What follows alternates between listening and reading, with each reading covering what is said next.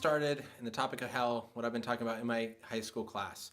Students began to wonder again, as we talked about last semester, but hey, what happens after you die? When you die, do you go straight to heaven or hell?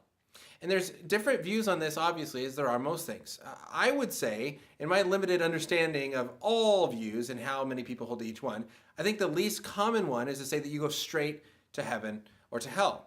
And the reason for this is that Scripture makes very clear that there is a day of judgment. There is final judgment, that after Jesus comes back, there's the rapture or the second resurrection. There is the time in which all the dead are raised, all the living are raised, we are judged and sent to our eternal resting place. And so if you are going straight to heaven or hell, then this judgment is taking place all the time. The dead are already in heaven or hell. And then how do we make sense of this idea? And so I would say most people are going to say, no, you don't go straight to heaven or hell. So this leaves two views then. One is the idea of soul sleep, that at the point of death, your soul, which is connected with your body, it falls asleep and it waits for Jesus to come back. And it's like when you go to bed at night and you fall asleep and maybe the next moment you wake up and it's morning. Felt like 1 second, it's really 8 hours. Right? That same similar idea that at the point of death, you fall asleep, next thing you know, you wake up and it's the end times. Maybe hundreds or thousands of years have gone by. Now, the reason I don't hold to soul sleep is because of verses like 2 Corinthians 5:8, where it talks to be that we want to be away from the body and to be present with the Lord. That there's this idea of the separation of being present from the Lord and away from the body. Also, when Jesus is being crucified and he says to the thief next to him, "Surely I tell you that today you will be with me in paradise."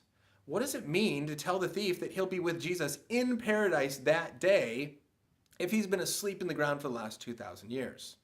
And so I think these scriptural references, paired with this understanding of near-death experiences, that we have scientific and medical knowledge showing that our souls can actually leave our bodies, and people have done some out-of-body experiences, I think shows that our soul can disconnect from our body.